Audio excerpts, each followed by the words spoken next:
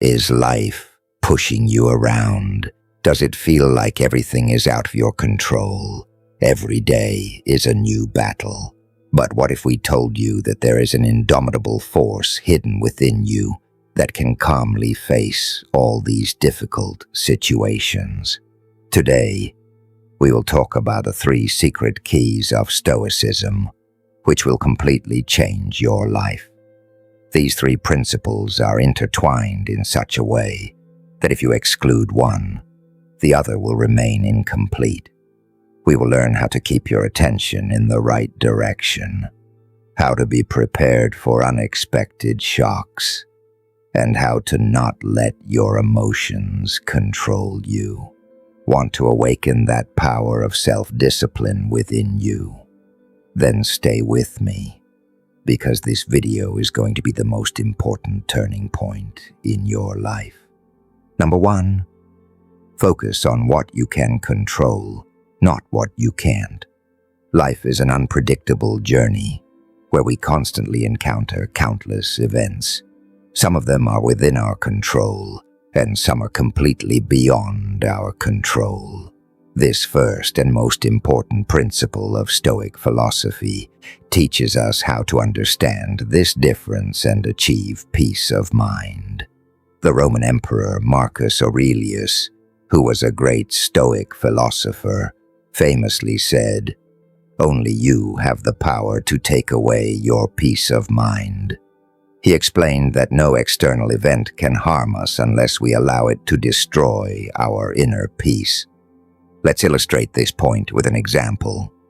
Suppose you are on your way to an important meeting and are unexpectedly stuck in a traffic jam. The traffic jam is beyond your control, no matter how frustrated, angry, or trying to get there quickly. It won't go away. In this situation, a Stoic person will control their reaction. They might think, "I can't control the traffic jam, but I can control what I think about."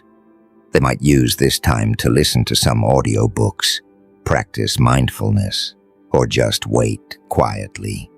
On the other hand, someone who doesn't understand this principle will become frustrated by the traffic jam, which will not only delay the meeting, but also worsen their mental state. In ancient Greece, a slave-turned philosopher named Epictetus emphasized this same idea. He said, "We are not disturbed by events, but by our judgment of them." In other words, the real problem is not the event itself, but how we view them. This principle applies to many aspects of our lives.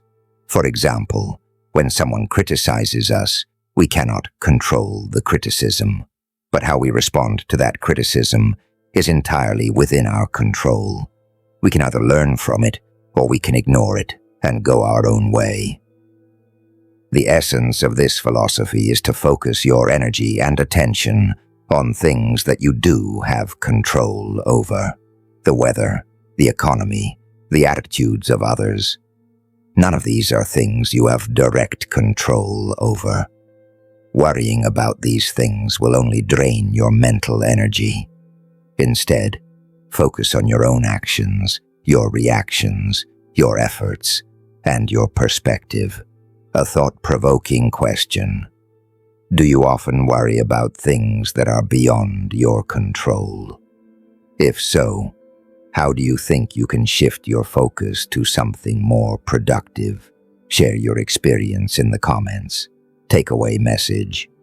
From this point, we learned how important it is to first let go of what we cannot control and focus on what we can control in order to stay calm and live life effectively.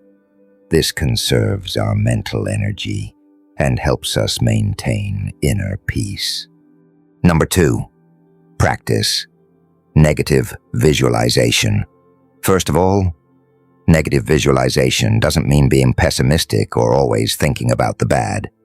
Rather, it's a mental exercise that helps us be grateful for the good things in our lives and mentally prepare for unexpected bad situations.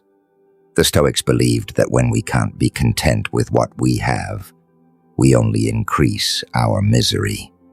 Seneca wrote, "Unfortunately, if you are not prepared to separate yourself from everything that makes you happy, you are miserable." This means that if we don't fear losing our loved ones, health, or wealth, when something like this happens, it completely breaks us. To practice this technique, imagine that the good things you have, your job, your loved ones, your health, even your freedom, are gone. For example, when you wake up in the morning, take a moment to think, what if today were the last day I had with the person I love? Or, what if today were the last day I had with the person I love? These thoughts may seem uncomfortable at first, but their purpose is to make you aware of the impermanence of life. When you think about losing the good things you have, you can realize their true value. Let's give you a real example. Suppose you have a good job and you go to work every morning. Through negative visualization, you can think, if I suddenly lost my job, what would my life be like? This thought will help you in two ways. First, you'll be more grateful for your current job and give it more importance. Second, it will prepare you mentally if such a situation does occur in the future. Just as a Stoic soldier would prepare himself for the worst-case scenario in war, we can also prepare ourselves mentally for the unexpected challenges of life. Through this practice, we learn to be content with what we have and can fully enjoy the present without cowering in fear of losing the future. It frees us from excessive expectations and helps us maintain our mental toughness in the face of unexpected events. Thought-provoking question. Have you ever suffered from the fear of losing something valuable that you have? How do you think practicing negative visualization can help you be more grateful for your present and mentally prepare yourself for the uncertainty of the future? Share your experience in the comments. Takeaway message. From this point, we learned that negative visualization is a powerful technique that teaches us to be grateful for what we have and mentally prepares us for the unexpected challenges of life. It increases our inner peace and resilience. Number 3, monitor your emotions. Don't be influenced by them. Stoic philosophy teaches us that emotions are an inevitable part of life. As humans, we will experience joy, sadness, anger, fear, all of them. But the real challenge is not to let these emotions dominate our decisions or actions. The Stoics did not advocate suppressing emotions, but rather managing them with intelligence. Seneca, a famous Stoic philosopher, said, "He who is subject to his emotions can never be free." This means that when we are driven by our emotions, we are actually enslaved by them, and we lose our freedom. Let's give a real-life example. Suppose your colleague at work did something that really upset you. Your immediate emotion might be anger or frustration. If you react strongly to this anger, it could damage the relationship and make the situation worse. But what would a Stoic do in this situation? He would first monitor his anger. He will ask himself, why am I angry? What is the source of this anger? What is the wisest course of action at this moment?